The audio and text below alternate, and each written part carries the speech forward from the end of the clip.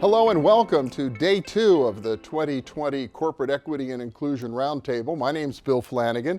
I'm the host of Our Region's Business on WPXI Channel 11, as well as Chief Corporate Relations Officer for the Allegheny Conference on Community Development. And it is our pleasure at the Allegheny Conference to help convene this event yet again, as we have since its inception 8 years ago.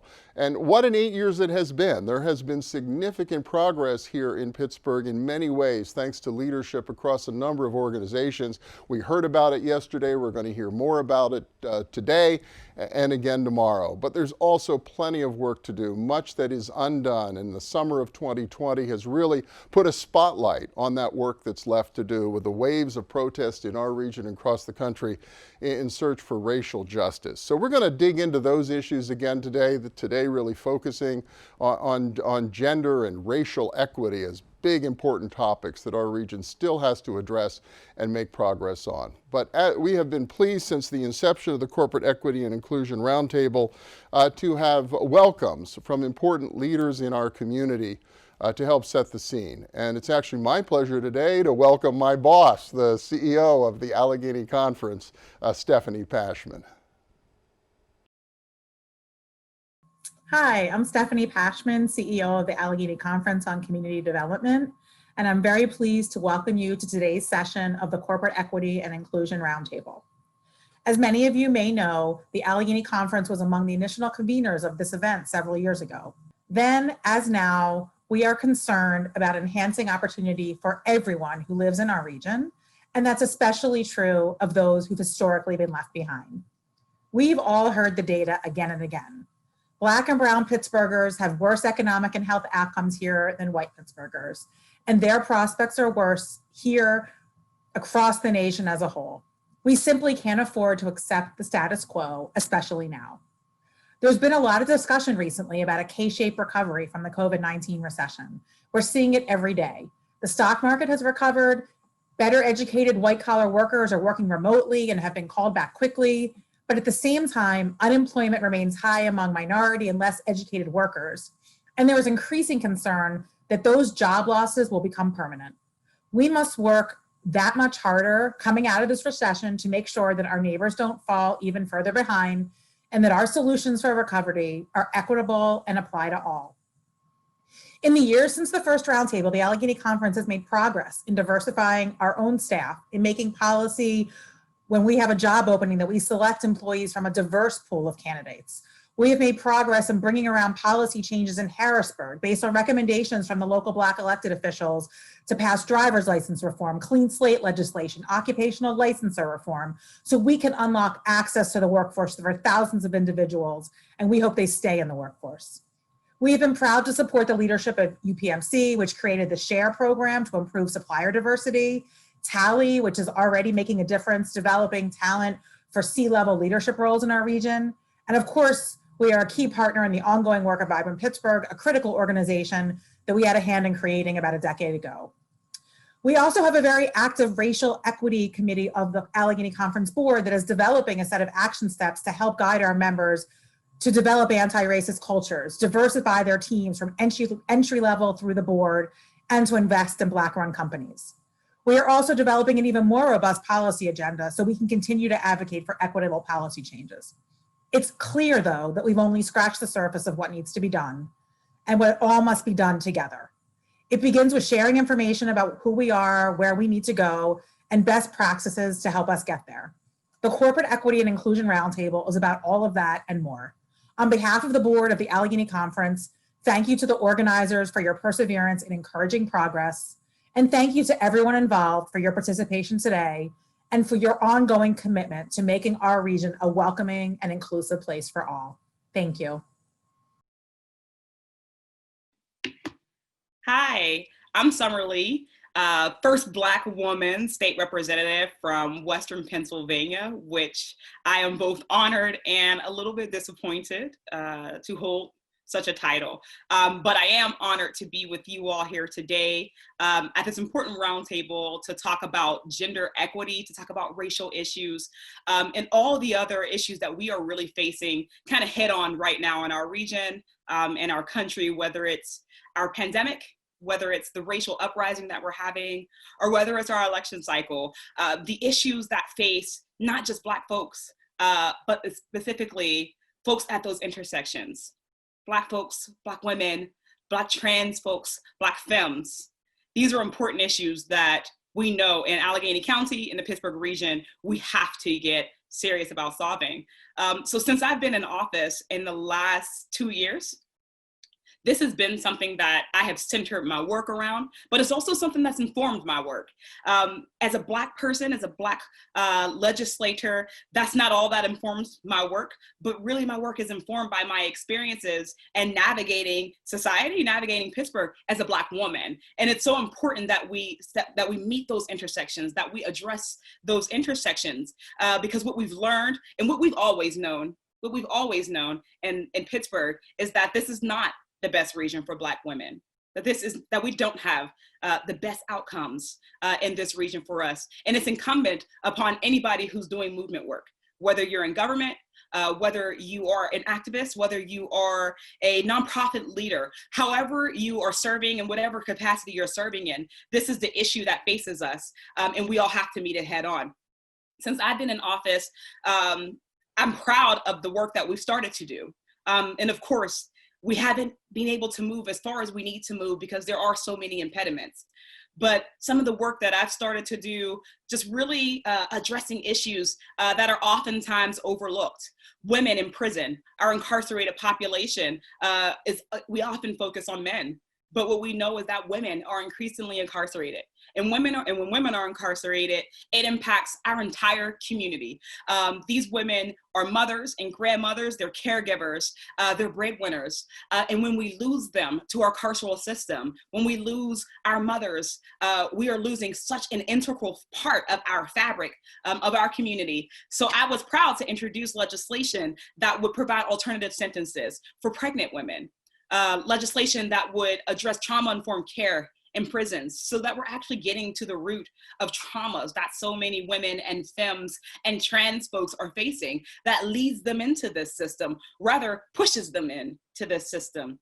I'm proud to have introduced just recently with one of my sister reps, our version, Pennsylvania's version of the Crown Act, which we know would address discrimination in hair, in Black hair, in natural hair. Something that seems so basic, but that we know Black girls and even Black boys who are being suspended from school because of the way that their hair naturally grows out of their heads. They're being made to feel othered, made to feel lesser than. Those are the messages and the signals that we're getting, even when we think about the different types of discriminations that we are facing as Black women and femmes. Other legislation that we're working on that is integral to our area is addressing police violence. Too often, police violence and the conversation around police violence is focused on our men. And that's important work. And it's important that we step up for our men. But we know that Black women are also likely to be killed or abused by police officers. In the state, we pushed and we fought just so that we can ensure that police officers can no longer abuse women in custody, no consent in custody. We're still fighting to get a use of force legislation passed that would include no knock warrants, that would include no chokeholds, that would include no shooting Black children in the back, so that we can ensure that Black and brown folks are safe in their communities, that they are safe and ensure that they're going to go home. That's legislation that we're facing. But finally, other issues that we have to come together to address, especially in Pittsburgh, the Black maternal mortality rate. That's an issue that's really close to me. That's an issue that's close to so many of us, because so many of us are facing that. I recently had a friend who passed away in childbirth. It was shocking, and it was really hard to grapple with, to see someone so young and vibrant lost to this epidemic. In Pittsburgh, we have some of the worst Black maternal mortality rates in our country. Of all what we call developed country, we have some of the worst infant and Black maternal mortality rates. And in a city that prides itself on its medical center, It is incumbent, it is important, it is imperative that we center this, that we solve this, that we figure this out, and that we protect Black women, whether it's been in the medical facilities, in medical care, whether it's in prisons, in our carceral state, whether it's in our education system, whether it's in income inequality, whether it's in environmental justice. These are all issues that we have to focus on Black and brown women too, that we have to bring those intersections in the conversation, and that I'm proud to serve in that capacity. I hope that I'm not long to serve as the only Black woman from Western Pennsylvania. We know that we are not going to solve equity issues, that we are not going to have equity until Black and brown women, Black and brown trans women, Black and brown femmes, Black and brown girls are in every space, until they are leading and serving and legislating. We need to be in every one of those spaces. And as we fight to get there, as we organize our communities to get there, we are marching our community, we're marching our nation, we're marching our whole world one step closer to true justice, true equity, true freedom. So thank you all for joining us today. Thank you all for your contributions, wherever you and however you are serving. It's been a pleasure to be with you today. And I look forward to all the great solutions that we're going to come up with, the great work that we're going to all do together. Thank you. Representative Lee, thank you so much. We really appreciate your virtual participation in this year's Corporate Equity and Inclusion Roundtable. As we've mentioned before, our format is a little different than we had gotten used to over the past 8 years at Duquesne University. We've programmed this year's event over 3 separate days with a different theme for each day. Day 1's focus was on talent attraction and retention here in our region, and Day 2, an equally important subject, which is really about gender and human rights. And here to tell us a little bit more about the theme for today and what's in store is my co-host, Janine Jelks-Seale, the Senior Advisor for Office of Administration for Allegheny County Human Resources. And good to see you again. Thank you, Bill. As we talked about on the first day, the people and the rich talent that's in this community, we also know that there are differences from the African American experience in the broader city, and within the African American community, that there are differences across gender. And so today we have a focus on gender equity and human rights. We talk about the experience at different zip codes and how race really does matter as we consider the Pittsburgh region. And we know that there are differences within the African American community between the experiences of men and of women. And so we are going to hear from the Gender Equity Commission about, when you take a look at the numbers, how does the experience play out for women in our community? And then as we follow the format, as in Day 1, we'll end our day with a really great panel discussion with leaders from our university space as well as the space of government. All right, and leadership, so incredibly important in affecting really permanent change, is it not? Exactly. Yeah, all right, Janine, thank you so much. We really appreciate it. Looking forward to the rest of today. Okay, I'll see you on Day 3. All right, absolutely. And as we were discussing, leadership makes such a difference, and commitment from the top makes such a difference. And we are really fortunate today to have as our keynote speaker the first African American to run a multi-billion corporation, most likely in the history of Pittsburgh. Cain is the president and CEO of Gateway Health. And he's here today to share his thoughts about the impact that true leaders can make in transforming their organizations and the benefit that transformation can have for the organizations themselves. Good morning. I'm Cain Hayes, President and CEO of Gateway Health. It's truly a pleasure to be here with you today. First, I'd like to extend a sincere thank you to Tim Stevens and the CEIR committee for inviting me to be a part of this very important conversation. I am honored to represent Gateway Health along with this esteemed list of local leaders. This past year has certainly been a daunting, challenging, and unprecedented time for us all. We almost run out of adjectives to describe this crisis. If you would have told me back in December of 2019 that by March, all of our Gateway Health associates would be working from home, I never would have believed it. But here we are. We are experiencing the perfect storm with the global pandemic and social unrest. In the midst of this pandemic, which we already know has drawn attention to racial, socioeconomic, and health inequities, we've witnessed events involving the murder of Black men and women that has shaken us to our core. These events attack the basic tenet that we are all created equal and deserve equal protection under the law. My heart is heavy as I attempt to reconcile these events with what I know is the potential of our great country. Unfortunately, these issues have been affecting America for far too long. For me, the names George Floyd, Breonna Taylor, Ahmaud Arbery, Antoine Rose, and so many others are a part of my consciousness. While these names have made headlines, I know that there are countless others who have faced similar experiences whose names we may never know. And it fills me with sadness and anger, but also resolve and determination. The outcry and protesting is unlike anything I've experienced during my lifetime.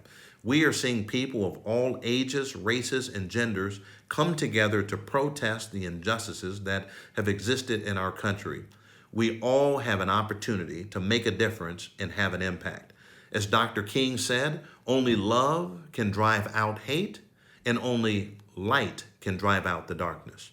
The company I lead, Gateway Health, a leading Medicaid and Medicare insurer, cares for the whole person in all communities where the need is greatest. As this past year has shown, that need has never been more critical than it is today. We believe that total health and wellness cannot be attained by simply accessing or providing access to health care. In addition to physical health, Gateway Health addresses behavioral health and socioeconomic challenges for nearly 340,000 people across Pennsylvania. Clearly, the at-risk populations and the people that we serve has experienced disproportionate impact as a result of COVID-19. We need to do all that we can to ensure that we're investing more resources to help mitigate the impact of what is happening to communities of color and other underserved populations. As a major component of our whole care philosophy, we are committed to addressing social determinants of health challenges facing the Black community. For any of you who may not be familiar with the term social determinants of health, these are the conditions in which people are born, grow, live, work, and age. They also encompass the complex, interrelated social structures and economic systems that shape these conditions. Some examples include age, gender, race, education level, income, place of residence, and insurance status. Experts say that 80% of a person's health outcomes come from these non-clinical factors.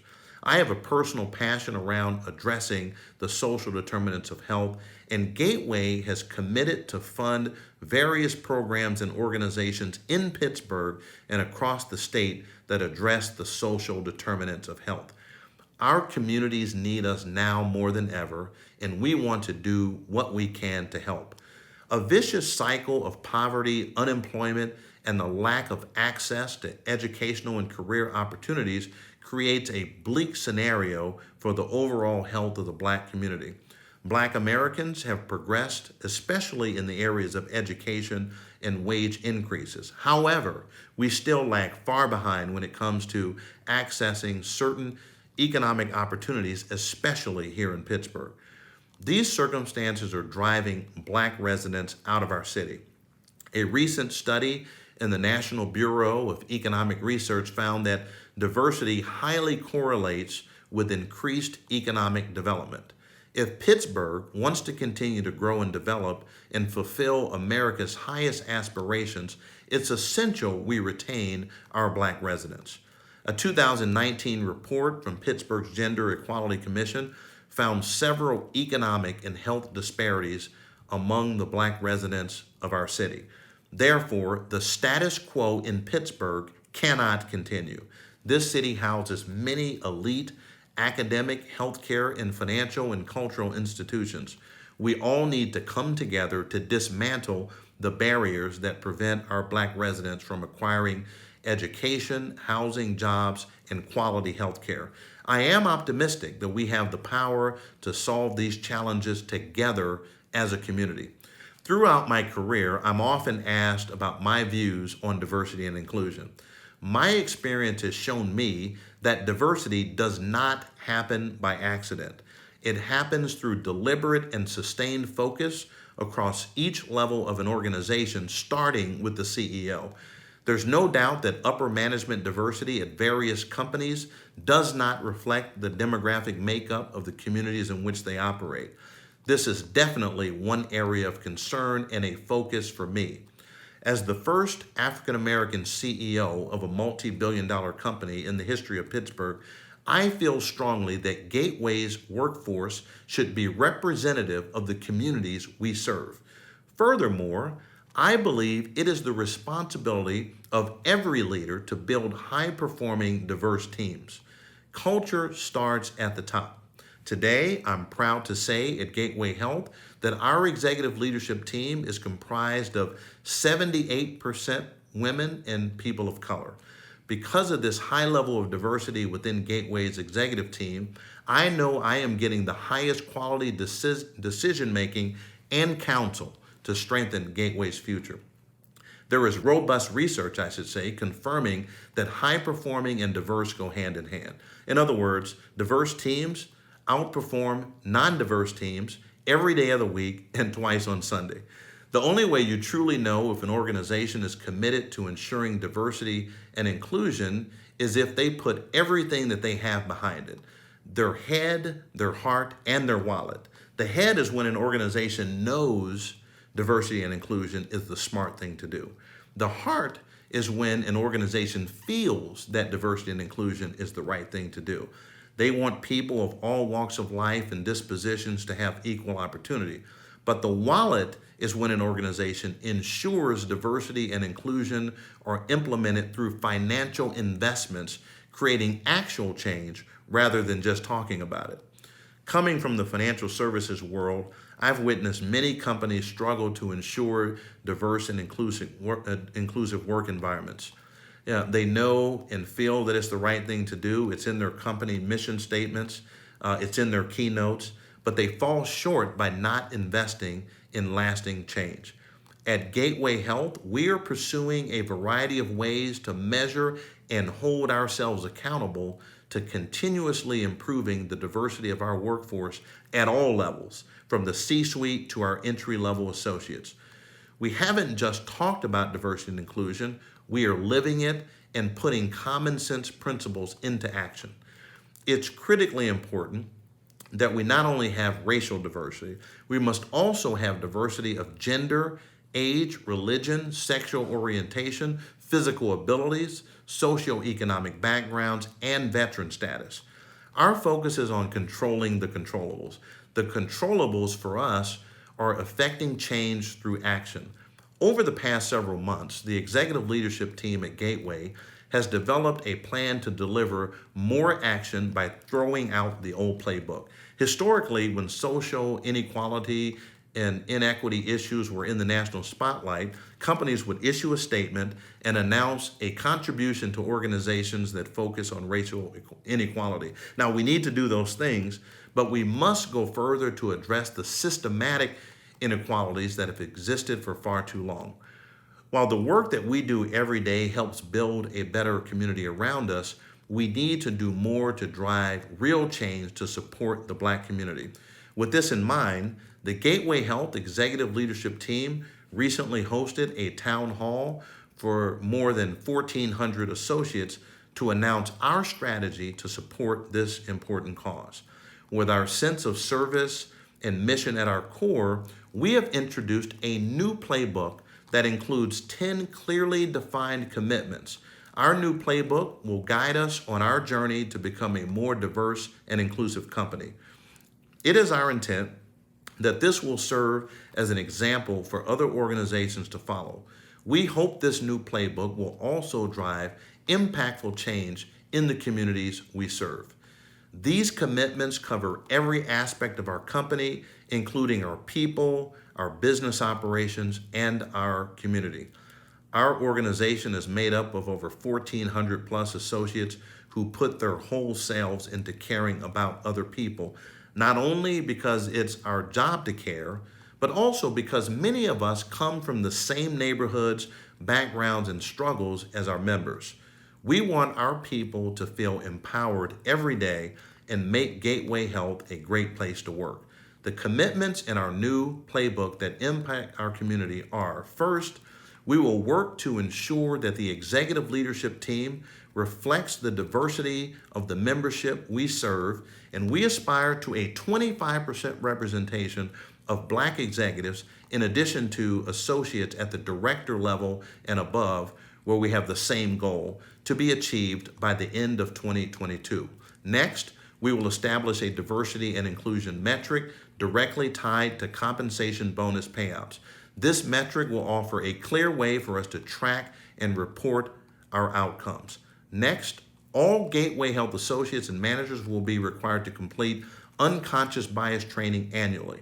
And we are developing a mentorship program for high potential and high performing associates in our organization, including components focused on Black and underrepresented groups. This program will build and develop skills that will ultimately lead to new opportunities. Diversity and inclusion is integral to the way we do business and to achieving our mission. The commitments in our playbook that impacts our business operation include: first, we are creating diversity goals for all vendors providing services to Gateway Health to be certain that they share our philosophy. For several years now, Gateway has proudly partnered with small, diverse businesses to deliver whole care to the community. We are planning to go above and beyond our small, diverse business commitments and will increase the overall funds that we plan to spend with Black-owned businesses. We know firsthand how much of a difference the support of a community can make. We are here to support those who need us the most.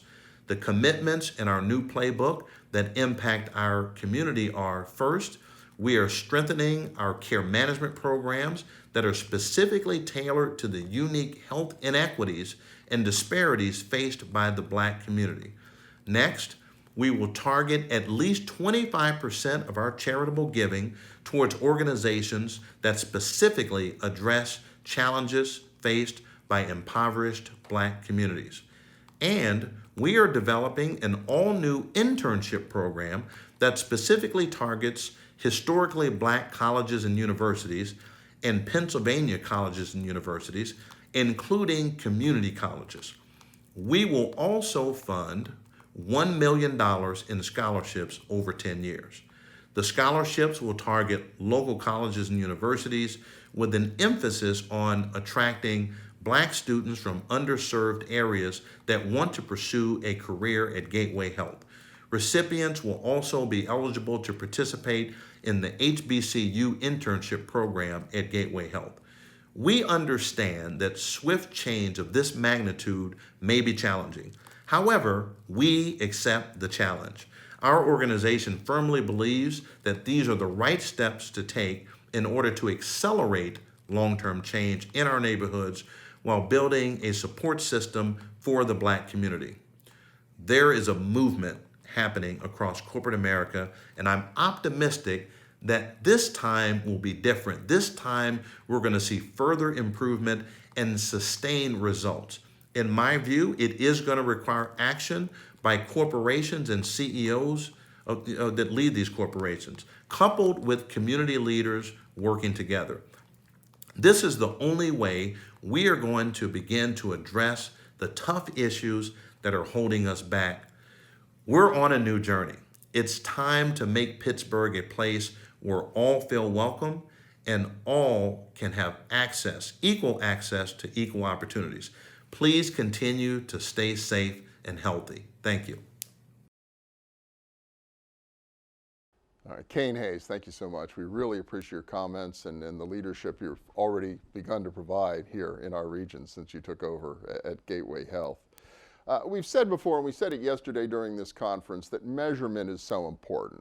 We can't understand if we're making progress if we don't know where we've started. And so every day in this year's Corporate Equity and Inclusion Roundtable, we're going to focus on measurement and how we can judge our own progress and hold ourselves accountable. And to tackle that topic today on what gets measured is Megan Stanley, the Executive Director of the Pittsburgh Commission on Human Relations. She's going to talk to us about using data to make more equitable decisions. Megan. Hi, everyone. My name is Megan Stanley. I'm the Executive Director of the Pittsburgh Commission on Human Relations. And I want to take a few minutes today to talk about a partnership that the Commission has had with the CMU Create Lab, where we've really tried to use data to help make more equitable decisions and want to share that information with you. For a little bit of background, the Commission is Pittsburgh's civil rights agency and has been since 1955. We investigate complaints of discrimination in employment, housing, and public accommodations. We also provide outreach and education to communities, to employers, and to housing providers. And for the past 65 years of our work, we have been keeping records of civil rights and different data and demographics in Pittsburgh, but we realized that we hadn't really utilized this to do a long-term data analysis to really understand the state of civil rights and current issues. So starting last year, we partnered with the CMU Create Lab, and Create stands for Community Robotics Education and Technology Empowerment Lab. And they work to empower everyday citizens with data visualizations to promote evidence-based decision-making. To do that, they utilize their EARTHTIME platform to visualize local and global issues, ranging from anything to local housing crises to global warming. And something that they're really good at, and I've appreciated, is distilling large data sets and a lot of numbers from the census data to understandable maps that show changes over time. So in the past year, our work with EARTHTIME has showed us a lot of things, and it really started as looking at fair housing and issues related to housing. So initially redlining, housing affordability, health outcomes, things like that. And what we found through doing a lot of different data visualizations with them was that the most consistently important metric across these data stories in Pittsburgh is race. And if we know that race matters when we're looking at where someone is able and can afford to live, it follows that things like access to education, food, transit, and employment will also be related to those housing outcomes. The findings that we have also match to those of the Gender Equity Commission's report on inequality across race and gender, which I'm sure a lot of people already know about. And I want to just share one of the sets of charts that they have from their report. So here in the top chart, we see occupations with median incomes above $50,000. So these are largely, your lawyers, doctors, tech jobs, scientists, engineers, things like that. And you can see that Black men and women have the lowest share of these jobs in Pittsburgh. But then looking at the bottom, occupations with median incomes less than $30,000, so we would consider these to be the low median income occupations, healthcare and personal care workers, cooks, servers, caterers, custodians. Black men and Black women have the highest share of those jobs, showing that there's some occupational segregation that's happening in the city. And so while those charts are great and can help you understand the broader problem, what EARTHTIME is doing with that same data is helping us visualize exactly where these populations are and what the concentrations look like. So here we're looking at the same data as that top chart, the high median income, over $50,000 a year occupations. And what we see here is this is broken down by race. So for every white worker in a high income occupation, there's a blue dot. And for every Black worker in a high income occupation, there's a green dot. And what you'll see in an area of brightness, like we see here in the East End, that means that there's a high concentration. So this isn't just a few scattered people, but there's a high density there of high income white workers. Conversely, when we're looking at our low income, so less than $30,000 a year occupations, you see much less of that concentration, and you also see a lot more green dots. There are more Black residents representing those low income occupations, and we do see a few areas of higher concentration and density farther out to the east, and so sometimes outside of the city. And so we know that wages are important for a lot of reasons, but one of the most tangible things is really in being able to afford housing, so where somebody is able to live. So what we saw in a different data set is looking at housing cost burden. So knowing that wages matter for how much we're able to pay in rent or a mortgage. And housing cost burden is generally defined as you should be paying less than 30% of your income to not be cost burdened. And that's your gross income. So that's not necessarily what you're taking home. If we think about what the numbers meant for that low income, so less than 30,000, if you were right at the top of that threshold, that means that you shouldn't be paying more than $750 a month in rent. So here we see everybody who is paying more than 30% of their income. The yellow dots are homeowners, and the red dots, which again, you see high concentrations in the city, downtown and into the East End, are the red dots. And so keeping that number in mind, that if you are in those low income occupations, you cannot afford at best more than $750 a month in rent. We then look at average rent in 2018 in Pittsburgh, and we've seen rising rents over time. But at this point, you see that the red, orange, and yellow dots that would represent the housing that is maybe in reach for them, really the red and the orange dots being the ones that they could most easily access, are few and far between. So we have very small clusters here, located near the Strip and in the Hill District. But really, you're seeing that those renters are being pushed out to the edges of this map, which largely mean outside of the city in many ways. And one reason that that matters is that depending where their employment is, they're probably farther away from work than they need to be. And when we look at public transit maps, we really begin to understand that. So this is somewhat of a complex map that has two layers, and that bottom layer, which is the pale white going to dark red, these larger blocks, that is the median earnings for the past 12 months. So we're seeing our low income workers are in those white and pale pink areas, and our higher income workers are in these dark red areas. And then layered over that, we see the number of routes that are serviced for public transit in those areas. Everywhere with a red dot instead of a green dot just has one route that's served.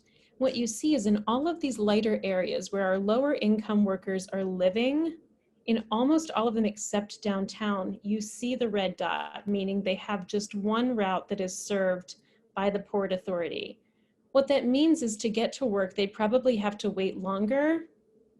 If they miss a bus, there's probably a much larger consequence, and they very likely have to transfer, which means they're going to have to pay twice. And again, these are people that have less income than others being made to pay more, and it's taking more time. So they're overburdened in multiple ways, which is just one of the ways in which we can visualize why wage and occupational segregation really matters. So what did all of that data show us? It showed that predominantly white areas in Pittsburgh have a high concentration of high median income workers, over $50,000. And the map showing the low median income workers, less than 30,000, had a higher concentration of Black workers. Again, very consistent with reports that we've seen before this. We know that wages matter, and as housing becomes increasingly unaffordable, low-wage jobs put housing opportunities at risk, and people are increasingly getting priced out of the city. Areas with low-wage workers have less public transit routes, meaning that they're both more likely to need public transit to get to work, and they have less options. With an on-time rate of 67%, fees for transfers, and limited service routes, public transit is costly in both time and resources, with a disproportionate impact on Black and low-income communities. So what can you do with all of this data? Well, the data shows a stark race gap when we're looking at high versus low income work. So as an employer, look not only at the diversity of your employees as a whole, but occupational segregation and what representation looks like into the C-suite. Are all of your Black and mixed ethnicity workers in one certain type of job? Are they at the lower end of the pay spectrum, or is it evenly mixed? Ask yourself what gaps exist that contribute to the wage differences you see. If there's a particular skill set that's needed to advance someone's career, to get a promotion internally, can you start an apprentice or a training program? And can you locate those in areas that are typically underserved and have a higher rate of low-wage workers? Consider how people are getting to work. looking at the transit maps available on pgh.earthtime.org, you can understand if a worker is likely to take public transit, how long it takes them to get to work, and understand that time spent on public transit is time away from work, it's time away from their family, their children's needs, medical care, etc. And commute time, we know, is tied to upward economic mobility. Consider subsidizing public transit for workers, offering telework options or alternative work locations that would reduce the burden on workers who use public transit. These are just a few ideas. I'm sure there are many more, and I hope that people will get creative with this. And if you want to learn more about the data, our Pittsburgh-specific data visualizations are available with written narration at pgh.earthtime.org. You can also contact the Create Lab with any questions that you have, or if you want more data, Ann Wright has been our fearless leader and data guru, and she's available at ann@createlab.org. And I encourage you to just get curious about your workforce and what you can do to be more equitable. Data is a really great way to understand the past and current conditions and help you visualize a better and more equitable future. Thank you so much and have a great conference. All right, Megan Stanley, thank you so much. And by the way, good luck on the next chapter in your life and career. We understand you're leaving Pittsburgh. It's a big loss for our community, but we certainly wish you well in the years to come. You know, as we're talking about measurement and understanding where we stand, there's probably been no report in recent memory that turned as many heads and raised as much concern as the report by the Pittsburgh Gender Equity Commission about the disparity that exists in our region, especially for African American women, but for African Americans more broadly. And so today we're going to talk about, as we talk about the issue of gender and human rights, we're going to dig a little more deeply into what that report found, what's happened since, and kind of what we need to be thinking about as a community in terms of how we move forward. And so for this, to kick off this part of the discussion, we're very pleased to have with us the Executive Director of the Pittsburgh Gender Equity Commission, Dr. Anupama Jain, and she's going to talk about workforce equity and inclusion with a spotlight on women. Hello, my name is Anupama Jain. I'm the Executive Director for the Gender Equity Commission in Mayor Peduto's Office of Equity. I'm happy to share with you some of the work that the Gender Equity Commission, the GEC, has been doing for the last few years. We started formally meeting in February of 2018. I work within a phenomenal group of volunteers who live or work in the city, as well as city colleagues who are really committed to creating a city for all. And so workforce equity is certainly central, and we really need to work together. These dovetailing efforts, I think, show a lot of promise that many people in our city have wonderful, sustainable ideas for creating a more equitable workplace, creating better economic futures, not only for people living in the city right now in the workforce, but for future generations. So I share what we've been doing, encourage private employers, nonprofits, everyone to work with us, to use what resources and tools we are coming up with, to share your own and to make common cause for that city that is truly livable, no matter what your identity in Pittsburgh. The first thing to talk about is intersectionality. Historically, a women's commission may have taken a certain perspective that all women have the same needs. The Gender Equity Commission realizes that this is not in fact true, that historical inequities in our society need to be accounted for so that we understand that women are a very diverse group based on different identities. Gender is one of the most major social determinants for outcomes in the United States, but so is race. And these are because our systems have been built according to certain identities being granted rights and privileges and not others. If you think back to the founding of this country, those who had the right to vote had to be white and landowning and male. it's been 100 years since women achieved the right to vote, but we know that not everyone in the United States who's eligible to vote is in practice able to vote.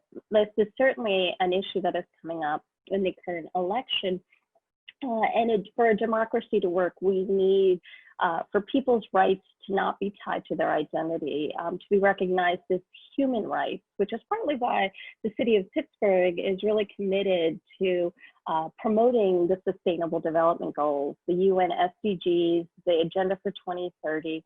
And so we think it's very important to recognize, as Audre Lorde did, that there is no such thing as an single issue struggle, because none of us live single issue lives. In the late 1980s, the person who popularized the concept of intersectionality in the United States is Kimberly Crenshaw, and my slide at the bottom left shows a graphic depicting her recognition that when she tried to sue an employer for discrimination, that our justice system did not allow for a suit based on both gender and racial discrimination, which the Black women in this situation were facing.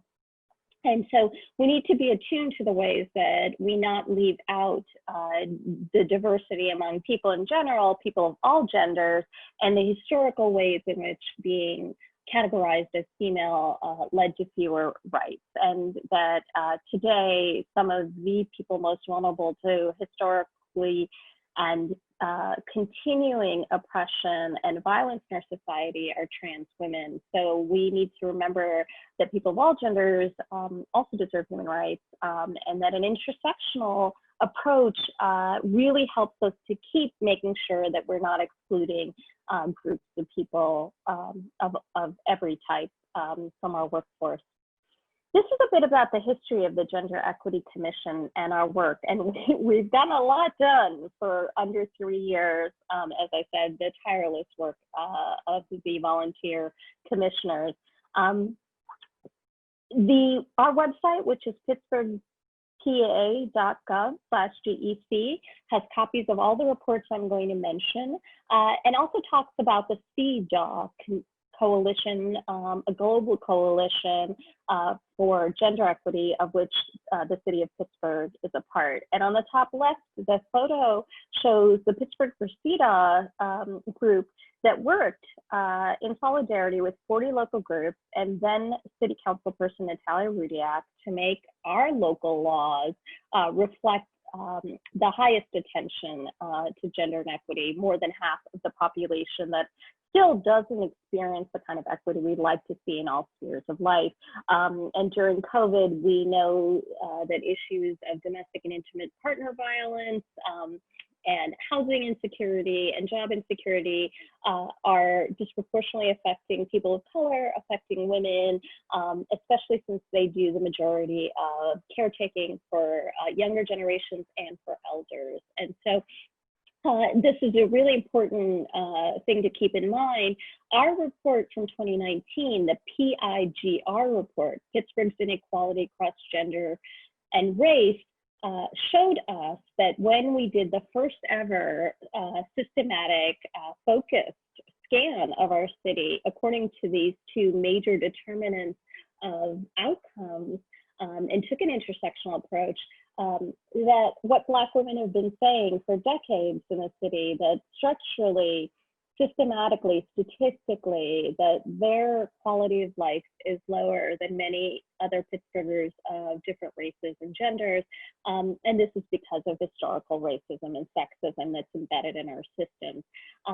And so our follow-up to that first report that gave us a very clear picture, clear disaggregated data about what's happening in Pittsburgh, was to produce a set of policy recommendations in June of 2020 that we delivered to the mayor's office and city council, called Building an Equitable New Normal. And I'm going to talk about both of those reports briefly, and then end with some ways that everyone can join the Gender Equity Commission. And we will, in the next few months, be launching a workforce equity initiative to provide free salary negotiation training to residents, to create a workforce equity council, and to really recognize employers in this city that are doing really well, because we can all learn from their practices and their results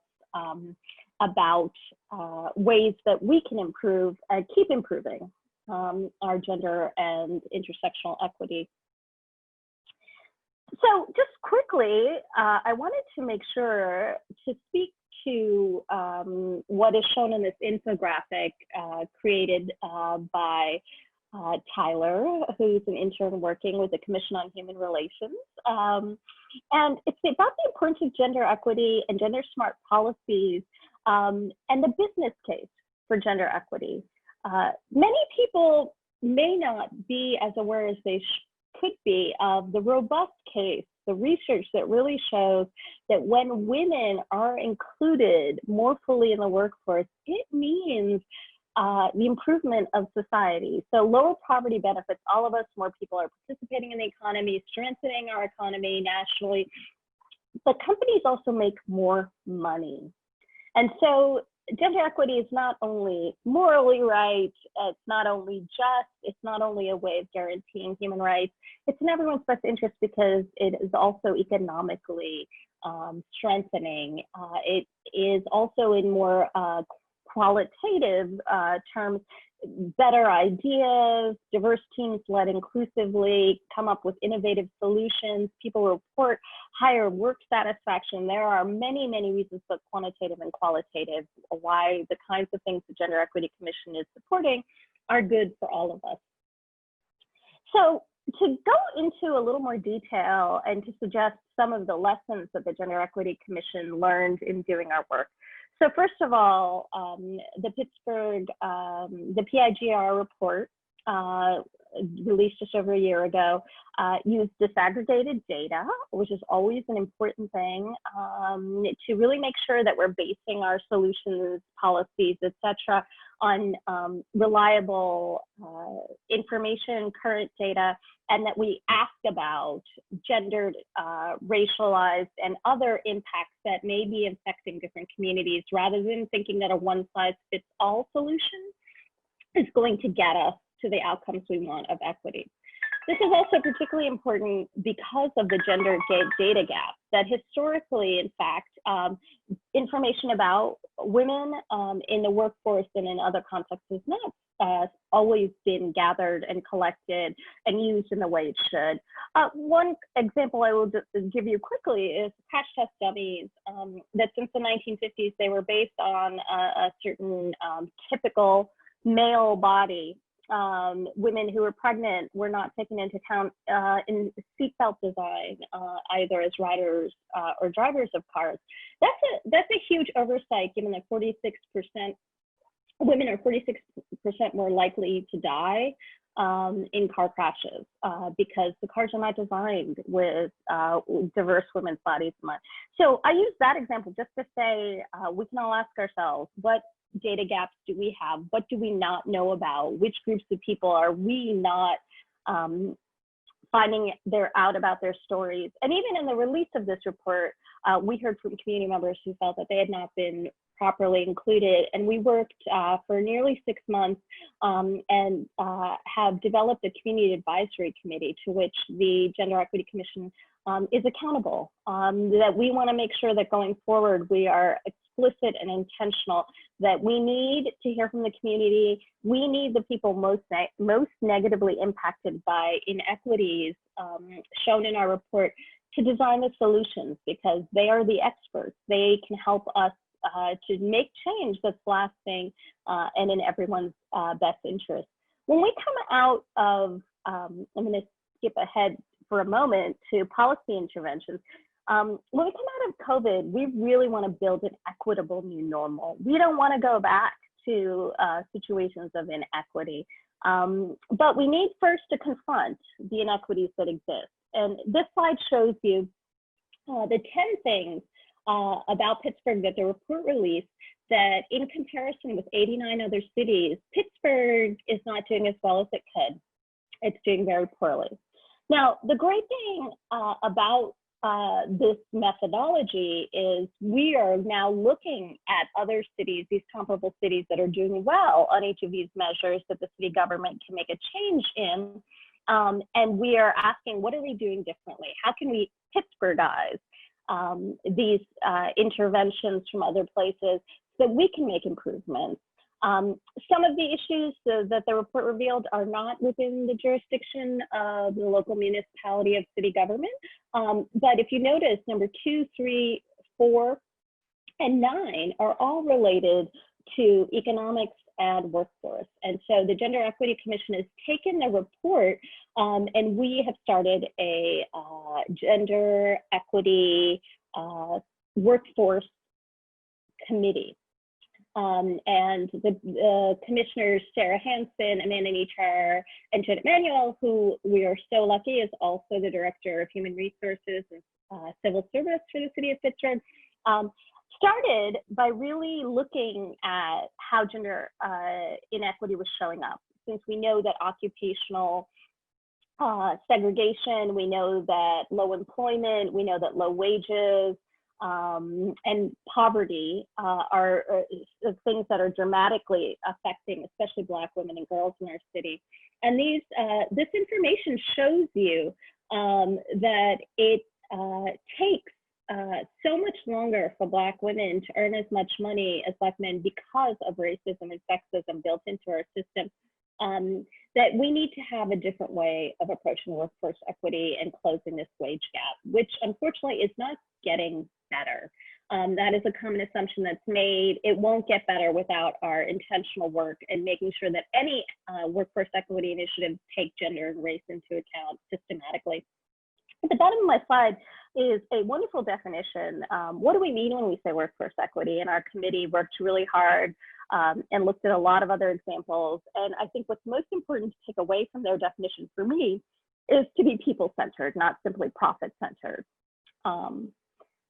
These are some of the reasons why we need to have different ways of addressing equity. And I'm going to talk about the Rooney Rule with results, but the ways that people have been trying to create equity, for example, we must have at least one woman be part of any finalist pool.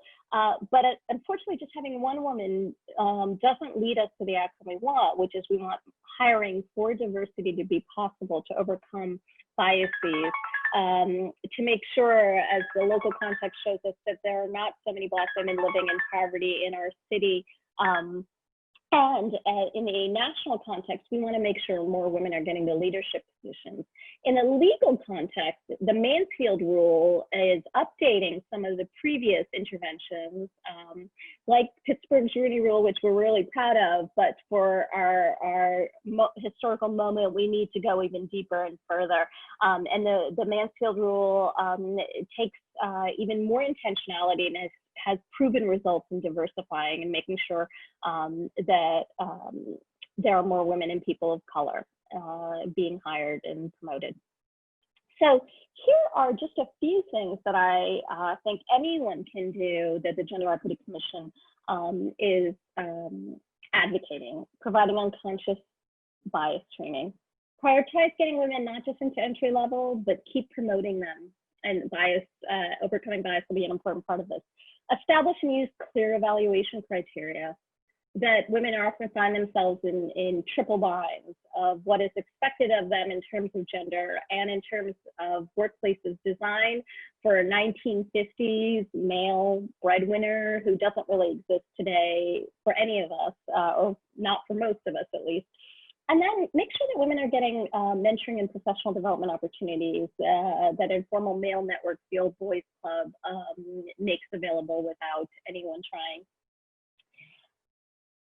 This report that I alluded to is online, and here are 5 recommendations with hints and guidance about how to implement them and why to implement them. Thank you to the GEC chair, Jesse Ramey, for really pulling this all together, for all the commissioners who contributed to it.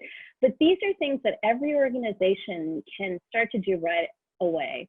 So the first one is fully implement and update the city's Rooney Rule, as CEIR says, with results. So we're absolutely on board and want to make this a city-wide initiative that we all commit to. The other 4 recommendations, these are all things that have been proven to increase diversity in our workforce and equity. People have the ability to participate in the workforce, in our economy, to succeed and to bring their diverse ideas and vision. Number 9 is really crucial, and I think it's going to take a citywide effort to really make sure that when we come out of COVID, we want to build an equitable new normal, and that means that we need to get everyone in safe, secure school or work environments or childcare environments, so I encourage you to look at our policy recommendations, to reach out to me, genderequity@pittsburghpa.gov is my email address, to talk through how you can do this, to find out how you can become one of the local employers supporting the Gender Equity Commission's Workforce Equity initiative, and provide training for our local residents. Both reports are online, and here's the information to contact us. Thank you very much. Well, Dr. Jain, thank you so much. You know, we are trying to emphasize this year not just the challenge we all face, we've been talking about it for the past 8 years, but also the progress we're making and that we need to continue to make as we all move forward together. And one of the organizations in our community that has taken all of this very seriously is the University of Pittsburgh. And we're very pleased to have with us today Dr. Kathy Humphrey, the Senior Vice Chancellor for Engagement and the Secretary of the Board of Trustees, to tell us a little bit more about how they're dealing with the issue and how things have been moving forward there. Dr. Humphrey?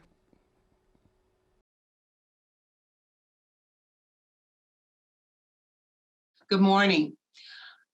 My name is Kathy Humphrey, and I serve as the Senior Vice Chancellor for Engagement and Secretary to the Board at the University of Pittsburgh. I want to thank Tim Stevens and the Corporate Equity Inclusion Roundtable for inviting me to share in this important and timely conversation. I am grateful to have the opportunity to engage around and about the need to reimagine Pittsburgh as a region of equity and inclusion. As some may know, I am not a native of Pittsburgh, but my family and I have been here for quite some time, and we consider Pittsburgh our home. So I am deeply invested in the growth and development of the region, which means I am also deeply invested in the growth and development of the African American community as well. Tim asked me to talk about the racial disparities in this region and how the university is responding. But he also asked me to share how I'm feeling about being an African American woman in Pittsburgh. So I reviewed some of the data that I'm sure most of you are well aware of. Here in Pittsburgh, where the population is roughly 300,000 people, we find that 66% of our neighbors are white and 23% are African Americans. The median income is $47,000, and the median home value is approximately $116,000. We headquarter 8 Fortune 500 companies and a significant number of high-ranking US companies. And our legendary, championship-winning, most livable city is a leader in meds, eds, and technology. I would say that on the surface, we look pretty good. But that's not the case for all who call Pittsburgh home. While unemployment, underemployment, health and education disparities affect many in our community, those data for the city's African American community are more pervasive. And we gather around this topic today because we all realize that's a problem. So today, my comments are going to focus specifically on how the university is working to live its commitment to creating an inclusive and equitable community that includes African American staff, faculty, and students. We speak of our commitment to diversity and inclusion, but as the Australian scholar Sarah Ahmed said, a commitment that produces nothing is a commitment to non-performativity. In our city, Blacks and other non-whites earn 54 cents for every dollar white males make. In our city, the Black infant mortality rate is 6 times higher than it's for white babies. And in our city, Black women are 5 times more likely to live in poverty than in similar sized cities. There are, in fact, so many challenges for Blacks in this region that many believe we are in the middle of a true racial pandemic. So when I'm asked about how I'm feeling as an African-American woman in this city, I'm feeling concerned. I'm feeling ashamed. I'm feeling distraught, and I'm feeling disappointment. And I'm feeling like we can do and we must do better. But in the midst of all those feelings, I'm also feeling like I can be a part of the change we want to see. And I'm feeling that if we all commit to doing better, we can start to feel the same sense of hopefulness, and eventually we can start to turn our city around. However, to make change, you and I must start in the places where we stand. Those of us who have voice and opportunities, we must use it to drive us beyond a commitment, but instead to create a more inclusive and equitable environment. A familiar quote is, "A rising tide lifts all boats." When we create opportunities for everyone to rise and thrive, we create an upward soaring trajectory for every person in this city, including African Americans. Equity and inclusion need not continue to be a dream, but I believe it can become a reality, a lived reality. But it will require us to work from the places where we stand. So for a moment, let's take a look at the recent steps the University of Pittsburgh is taking in our effort to become a more just and a more equitable institution. First, let me say that I feel fortunate to work at an institution where the leader of the institution is insisting that we do better. Shortly after the death of George Floyd, our student community brought these items of concern to our attention. Their concerns, along with the condition of our nation, compelled the university leadership to take an internal look to see what we needed to do to be a leader in equity and inclusion. First, we listened. Faculty, staff, and students were invited to share details about their experience at Pitt.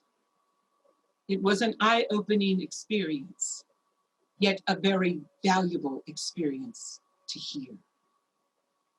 But it led us to examine what we were doing and not doing as an institution in the area of equity and racial justice.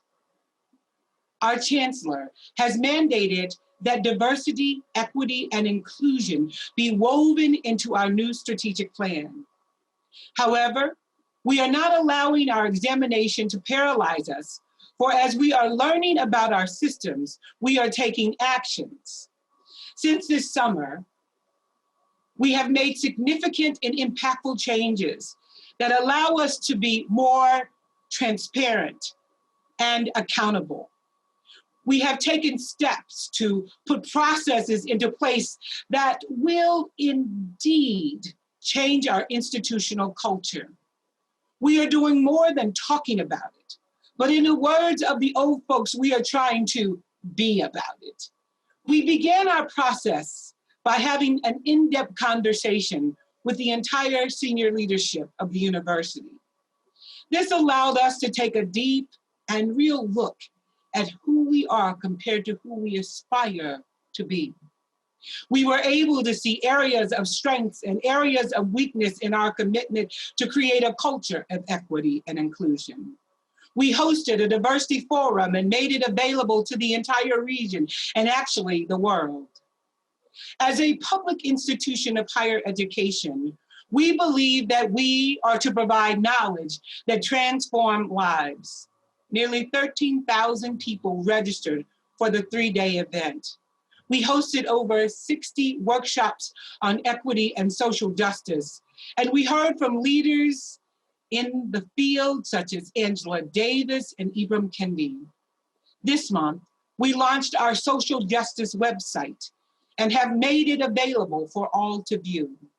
It includes admissions and enrollment data, hiring and retention numbers, and information about our spending. The site will allow the university to have greater transparency, internally and externally.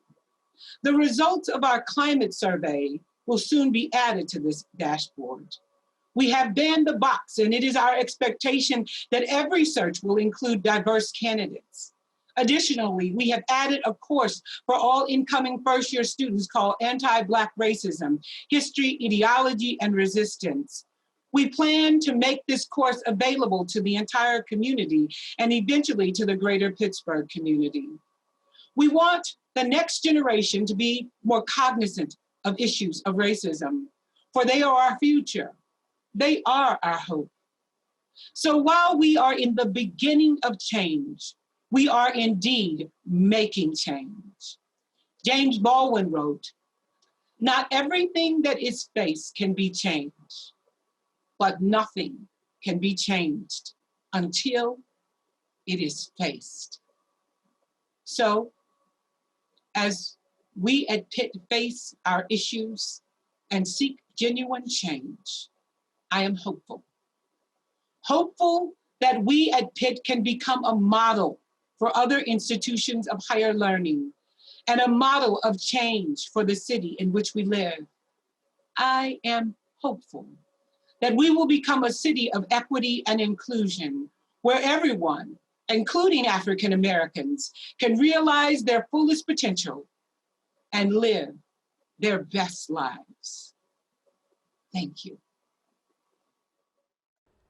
Dr. Kathy Humphrey, thank you so much for bringing us up to speed on the challenges and the progress you're making at the University of Pittsburgh. And these are deep, important topics when you begin to talk about gender equity and human rights. And they're not things that we're going to solve overnight as a community, but we have to keep working and we have to keep talking and we have to keep the dialogue open so that we can continue to find a way forward together. And so we're very pleased to be able to wrap up today's edition of the Corporate Equity and Inclusion Roundtable with a discussion on just these subjects about how we move forward in this space. And here to participate in the panel and tell us more about what we've learned so far and where we need to go is Lee Fogarty, the City of Pittsburgh Gender Equity Commissioner, Amanda Neotror, also a Gender Equity Commissioner for the City of Pittsburgh. And to lead the discussion, Janet K. Manuel, Director of Human Resources and Civil Service and the EEO Diversity and Inclusion Officer for the City of Pittsburgh. Janet. Hello, everyone. I am Janet Manuel, and I look forward to being the moderator for this great City of Pittsburgh Gender Equity Commissioner chat. That is what I call it. I am a Black female. I am wearing pearl earrings, a gray jacket. My pronouns are she and her. I am excited to be joined by two illustrious Gender Equity Commissioners, Amanda Neotror and Lee Fogarty. These young ladies are going to be having a conversation with me to help educate you that are in attendance of this conference to learn and understand more of what the City of Pittsburgh Gender Equity Commission is doing. You have already heard from our Executive Director, Anu Pamajan, who gave the history of the GEC, how we started in 2018, how it was our report that this Gender Equity Commission had completed. And that has been the talk of Greater Pittsburgh. The Pittsburgh Inequality Across Gender and Race report that came out in 2019. and how we derived information from that report that has generated additional work for the GEC to do. So you are in for a treat as you sneak in on this Gender Equity Commissioner chat to hear what is going on more in depth and find out how you too can join and help make sure that gender equality is prevalent throughout the greater Pittsburgh region. So I look forward to you listening in and paying attention, and most importantly, gleaning and gaining information that you will be able to take back to your place of employment, to your workplace, and help implement these procedures as well. So I've already introduced them, but again, please give a virtual round of applause for my two good commissioner colleagues, Amanda Nietrauer and Lee Fogarty. So ladies, I'm so glad we're able to have this GEC chat and kind of get people into the mindset of what we are commissioned to do and what great work we have already done. So we're going to start with Lee. So as I stated before, the GEC PIGR report is what we call it. Mm-hmm. People have been talking about it, but I want the audience, I want the participants to actually hear from a commissioner. What is the significance and purpose of it?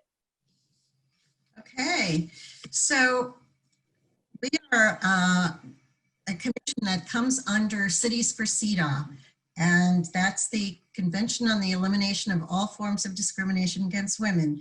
Pittsburgh's Cities for CEDAW program, though, and our ordinance is the first intersectional ordinance in the country. And we worked very hard at making our PIGR the first intersectional gender analysis study. So it's been very exciting to see what's going on here, because we intentionally and really work at and inclusively work on including all aspects that we can think of that affect a woman in the city of Pittsburgh. Audre Lorde was the one who said, we have no single issue living because we are not single issue people, that we have to look at all issues and all parts of each of us to see how they interact and how they're affected by this. So in order to be part of this Cities for CEDAW program, we had to do a gender analysis. And that's where we focused our energies on from the very beginning. And a gender analysis is a data-driven tool to look at specific questions that come up, particularly around issues about women as presented in any particular areas, such as the city of Pittsburgh. Our report looked at Black women in the city of Pittsburgh and Black girls, and compared this to 89 other cities that are similar to ours. And as you can imagine, there were some non-surprising results from that, but what they did do is present us with the data to be able to go forward. So it turned out that Pittsburgh is not a very livable city for women, for Black women and girls particularly. And the areas where we have the largest inequities are, again, not surprising, but very concerning. They're in income, in poverty, in the proportion of women who are working in the workforce outside the home, single mothers, and those who are underemployed. And these are very important issues to look at, because we've been working also very hard at finding ways to help people in these particular areas. So the data makes it clear. And what do we have to do with that data? Well, we have to educate people on unconscious bias. We have to really take it and pinpoint the equity so we can develop a plan to deal with this. We have to develop actionable steps to take forward that we're sharing with the city of Pittsburgh and working together to do more about this. But one of the first things that we realized after the report came out, that one of the things a major thing we had missed is that we had not involved the community that was most affected by these issues to be part of the process. Luckily, we have very strong leaders in this community, so they came to us and we began working together with them so that our next report, our extension of this report, is going to be based on community involvement, both in developing the methods of our research and helping us interpret it and get the data that we need, and that's really clear about lived lives, not just theories, but the way people are living their lives and being affected by the inequities that have been pointed out in the city of Pittsburgh. So it's a very exciting time in that we can begin making real changes that will affect the lives of people in our city who have not been supported, that have not been able to get the resources they needed. And that we can do this by being more part of the solution and having the women who work in these areas and who experience these things be part of our planning as we go forward. And that's really the most exciting thing, I think, for me, is that we get to hear real people, we listen to them and we really hear them, and we can go forward with this. And we've learned that every issue that comes up in the city is gender-based. We have to look at it as gender-based, and in this circumstance, gender and race-based, so that we're making decisions, bringing these two issues and these combined issues into light every time we develop a program. Okay. And I'm glad that you elaborated more on that, because as we all know, there were 10 items really identified regarding the inequities from this respective report: maternal mortality, low rates in the labor market or labor force, occupational segregation, poverty, homicide, tobacco-related deaths, cancer, low college admission tests, low average income, and cardiovascular disease. Now, again, just to clarify, these were the findings. Not all of these findings, the solutions rather for these findings, cannot always be done at the local level, and that is where, we'll be working with partners throughout the greater Pittsburgh region to help address. And so that's going to lead into my next question for Amanda, because there's this particular committee that is addressing several of these aspects that I think is important for those that are in attendance of this conference to learn and hear about. Let me go back to something that I started as I introduced myself. We are talking about equity and inclusion. And so we cannot take for granted that everyone that is watching this has full vision.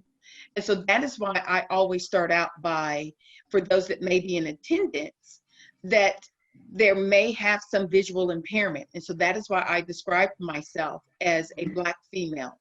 And my attire that I'm wearing is navy blue blouse and pants with a gray, or it's like a beige jacket. And then, the beige pearls.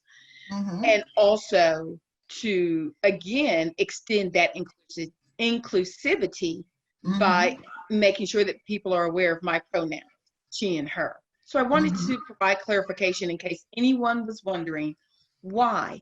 That is part of what the inclusivity and GEC aspect starts. So I wanted to clarify that as well. But lean over to Amanda to talk about how of those 10 items that came out of that report, that this respective committee is addressing it through, number 2, which was the low rates in the labor force, occupational segregation, 4, poverty, and then the number 9 out of those 10 things, low average income. So with that said, and that's the pitch, right? Amanda, let's just chat about it. It's just us, right? And several hundred people that are in attendance. Tell everyone about this exciting project that is forthcoming by the Workforce Equity Committee. Absolutely. Thank you, Janet. My name is Amanda Nietrauer. I am a Black woman with a decent sized afro, and I am wearing gold earrings and a blue and gold neckerchief and a black blouse. My pronouns are she, her, and hers. And I just want to say quickly, thank you so much for that explanation of why you were describing yourself visually. I knew what you were doing, and too often when we talk about inclusivity, we do not talk about people with disabilities of different types of disabilities. And so I'm really excited that you brought that into the conversation and made sure that we were doing what we could to try to make this conversation as accessible as possible. So thank you so much for that. So I'm very excited. All of us commissioners, we all serve on individual committees.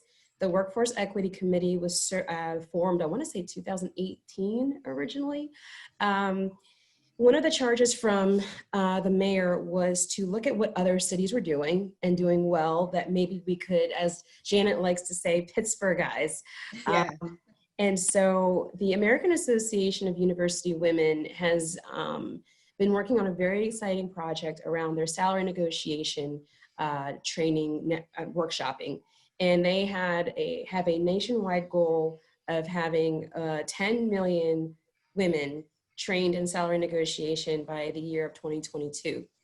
And they have been working with various municipalities, cities, states, et cetera, on partnering to bring salary negotiation to different areas of the country to help with this goal. The Workforce Equity Committee for the GEC is working on a two-pronged approach, which actually we got borrowed from the city and have been, because they did such wonderful work there, and again, are working on bringing that to Pittsburgh. And so what we're working on right now is, number one, working to bring a salary negotiation program, which will be free to residents here in the city of Pittsburgh. So anyone can take this training, even though it is geared towards closing the gender wage gap, which we know it has been a problem for a very long time, is still very prevalent. We know based off of the report that Lee just talked about, that not only are women still not making the same as what men make within a single calendar year, but we know that it's not until November that Black women in the city of Pittsburgh make what the average white man in the city of Pittsburgh makes. So in other words, the average white male in Pittsburgh, what they made of all of 2019, it takes Black women in the city of Pittsburgh until November of 2020. So not even yet, right? To make that same amount. And we do know, based off of research, that only sexism and racism can explain any kind of differentiating gap. But it's important to understand that women in general are not making the same amount. And so this is an issue that spans, again, any person who's a woman presenting, woman identifying are feeling the effects of this. And it has long-term lasting effects that impact everything from transportation, housing, your ability to take care of your family, retirement, etc. And so the salary negotiation project, what's going to be wonderful about it is that it will help to empower people to understand their worth, but also to be able to advocate for themselves. And so I'm really excited about bringing this to Pittsburgh. But again, I said it's a two-pronged approach, because we know that self-advocacy can only go so far if we don't deal with structural racism and misogyny and sexism, which is what is creating those glass ceilings, right? Or, you know, if you're a Black woman or woman of color, what they call them cement ceilings, right? Because they're even harder to break through. But again, if you're a woman or woman identifying person, you're dealing with ceilings regardless in the workforce in terms of pay, promotion, et cetera. And so we are going to be unveiling an opportunity for businesses, business owners, business leaders, organizational leaders to partner with us to, again, make the workforce in general more equitable for women.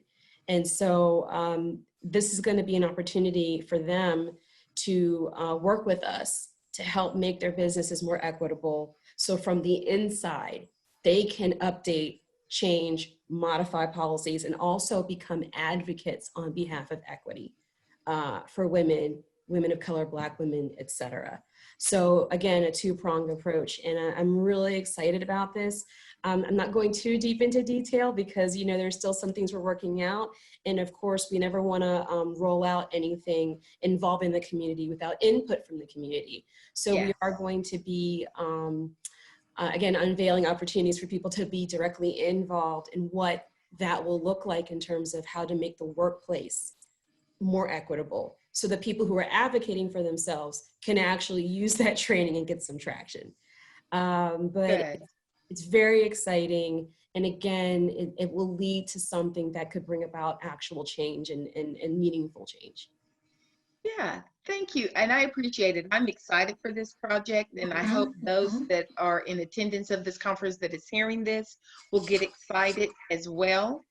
And it ties into what Corporate Equity and Inclusion Roundtable talks about all the time, the Rooney Rule, but with results. And so we always, you know, for the city of Pittsburgh, we know that we already have that Rooney Rule in place, and we've already, without, you know, CEIR having to tell us to add with results, that was always on the forefront. And so I know that there's that push out there for hiring more minorities for the C-suite. But I also challenge individuals, there is a missing rung on the ladder. That is middle management for minorities and for women, because that C-suite is moved from that area. And so if you don't even have that middle rung filled with qualified women and minorities, how can you continue to elevate the C-suite? Now, I'm HR by profession, as well as a gender equity commissioner. So I'm head of HR for the city of Pittsburgh. And I always believe that inclusivity, when you look at the whole employee population, it shouldn't just be one level, it should be all levels. That's just the right, true HR format. And so with that said, and for those employees that are not doing the Rooney Rule with results, and then you have the implementation of the Mansfield Rule, do your sourcing. There are qualified minorities out there. Don't listen to what people are saying that they cannot be found. That means you're not looking. And so there's more things that we're doing to help employers, where we just recently, you know, when you look at COVID, and so this question is for Amanda, but I think Lee can even chime in because I know we're almost close to our time. But we did another report that recently came out this past summer. And so the GEC did a recommendation to the city of Pittsburgh, to Mayor William Peduto and his administration, and it was titled Building an Equitable New Normal, Responding to the Crisis of Racist Violence and COVID-19. And so we know that there was a disparity pre-COVID, and we know that there is a disparity during COVID, and there will be one post-COVID. But Amanda, why was it important for the GEC to create a report with a recommendational report such as this? Thank you. Yeah, so again, as Lee spoke about the importance of the data, right, that was gathered and put out, we also were keenly aware that there needed to be some light given to what needs to be done. And so what's exciting about the policy recommendations is that, again, it's a roadmap, right? So it's a roadmap and recommendations, meaning that as long as we were taking a serious look at these 11 issues, actually, right? Because this policy recommendation came out shortly after a month of protesting due to George Floyd's murder and what happened to Breonna Taylor. We recognize too that addressing police violence was an issue that also needed to be paid attention to. Exactly. And so that's added to the first 10 recommendations. And so this, again, it's about recommendations. What's really exciting about this is that the mayor actually, we know, has already taken up some of these and was already working on some of these with the administration, such as universal basic income. And we know that around that area specifically, they are going to be dedicating some of this funds to focus on Black women specifically. Because again, regarding equity, when you put in place solutions that help those who are most vulnerable, we know that you are actually helping everyone because you're making things more accessible for everyone. And so, but these were important because, as you stated, Janet, there were inequities before COVID, and COVID is only making them all worse. Exactly. It's important to pay attention to the direct and immediate effects of COVID. And the GEC is here to support the mayor and the city of Pittsburgh in making real, lasting, long-term systemic change. So this is about what's right in front of us, but also the marathon, right? And so by looking at these 11 recommendations, we are asking for real concrete change in policy, followed up by action. And so that is why it's really important that we make concrete and lasting changes.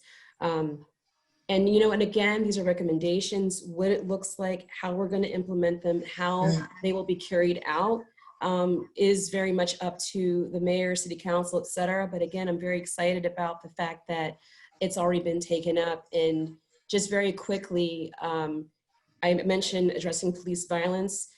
These recommendations also, of course, cover the workforce, right? Disaggregated data, and then expertise in gender analysis in our decision-making response plans.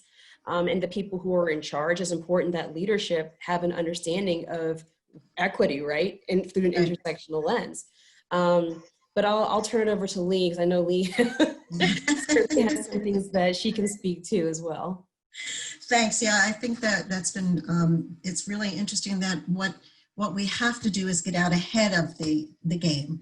And that's what we're working to do with our proposals and our policy recommendations, and to address the issues that have contributed to systemic racism, and particularly issues about Black women in our community and in the world, but we have to deal with our community.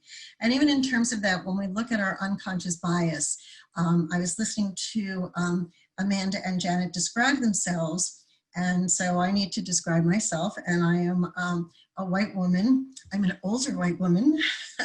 I have glasses, and I have, my daughter says I'm in my French mode, which is a scarf tied around my neck. So, but I think it's so easy for someone who is white to not think of having to look at or looking at us if we don't have to identify ourselves, because we're the basis, we're the norm, and how easy it is to get into that, and how important it is to call each other on it. So I think that's one of the issues we can really work on from here. The Attorney General of the UN, or the Secretary of the UN, had said that he's worried that because the progress we've made in race and gender might be wiped out from COVID, because we know people, particularly women of color, have been hit very hard with the consequences of this. They're often the people on the front lines. They're the people who have to go to work because they need a job in service industries. They're the caretakers who don't get paid. And it's important that as we move forward, we make sure that we're working to change, not only because of COVID, but because of what it was before, that we don't go back to that place that wasn't okay. And that we keep building on what we've learned. And that's including having women, having people from the communities that are affected part of the planning process. and listening to what they're saying, because we can have lots of theories about what's going on, but we can't make change unless we really know it, both through data and through narratives. And that's opening up the narratives and pinpointing the problems that are there and what's underneath them, because otherwise we're just putting Band-Aids on things. And our Building the New Normal speaks to that. And we have to continue our movement so we keep going. And the program that Amanda was talking about is a very exciting one for all of those reasons of getting women out there who would not normally have access to these resources out there with support and introductions and ways to get into a different place than they were before. So I'm very excited that we're doing this, that the mayor has responded to it, that there are already some changes being made, and that we will continue looking at what's working, where we need to make changes, and how we need to go forward. So it's really exciting to be part of this, to use our voices, as Janet said, to tell our story. And also, in terms of what was said before, I think was really also important that we are looking at race and gender, but we are also looking at other issues.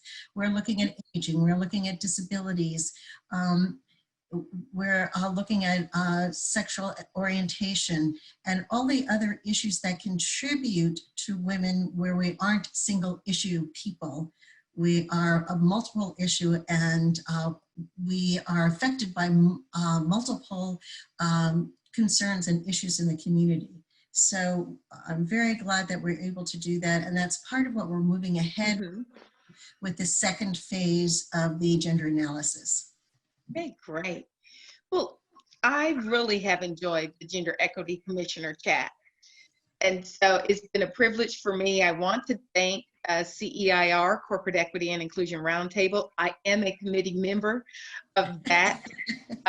You know, I'm wearing 3 hats on this chat. You are, geez. Member of the CEIR, and I get to chat with my peers who are my gender equity commissioners, and that I'm head of HR for the city of Pittsburgh. This has just been a great day for me to really represent what I stand for with all 3 areas, and then just have a great conversation with colleagues of mine to help tell the Gender Equity Commission, City of Pittsburgh Gender Equity Commission story.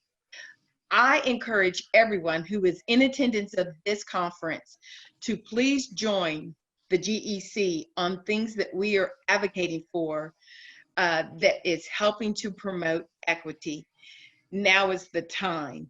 If it is not us, then who? If it is not now, then when? Thank you, ladies, so much for joining me for this Gender Equity Commissioner chat.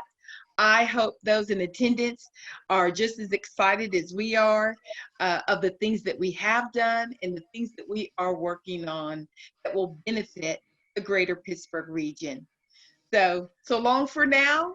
You'll hear more from the City of Pittsburgh Gender Equity Commission on more things to come. Thanks so much. Thank you, Janet, for having me. Thank you. Janet, thank you so much, and thanks to the panel for such a terrific discussion about such a critically important issue for the future of our region. Coming up tomorrow, it's the 3rd and final day of the 2020 Corporate Equity and Inclusion Roundtable in our new virtual format. And we're going to return to a topic that's been front and center in this roundtable from its inception 8 years ago, and that's really about supplier diversity and development. The reality is we build a more and more diverse supply chain. Small and mid-sized African-American businesses get bigger, they employ more people, they become more of an economic force in their community, and at the end of the day, it's good for everybody. Everybody benefits, including the businesses that they're supplying goods and services to. We'll get an update tomorrow on SHARE, which is the big initiative that was launched at this event by the University of Pittsburgh, by UPMC, a number of years ago to share the best African-American suppliers among various corporations in Pittsburgh. And that initiative has built up speed and momentum along the years, and we'll get to find out just how well it's doing. We're also going to get a report from the Eastern Minority Supplier Development Council on their efforts to make better matches between promising and qualified minority suppliers and the companies that have needs and issues that have to be addressed. And also their ability to consult with companies and help them develop their supplier diversity programs and make them more diverse and more robust. When we talk about results, in addition to those topics, George Robinson, the Director of Supplier Diversity and Inclusion at UPMC, will be talking about the metrics that they're using to test their progress and understand how much they're getting done. And we'll wrap it up with a panel discussion on the issue of supplier diversity, the advantages that it offers companies that take it seriously, and what more employers across our region can do to help build more robust supply chains and really make a huge difference in their communities and for the region as a whole. For that discussion, we're going to be pleased to welcome Rich Taylor, the CEO of Imbutech, Derek Wilson, the CEO of the Wilson Group, and Audrey Russo, the President and CEO of the Pittsburgh Technology Council, will be here to lead the conversation. So we got a lot coming up tomorrow, a lot to look forward to, and in the meantime, for everybody at the Corporate Equity and Inclusion Roundtable, I'm Bill Flanagan. Thank you so much for taking time to be with us today, and we hope to see you again tomorrow.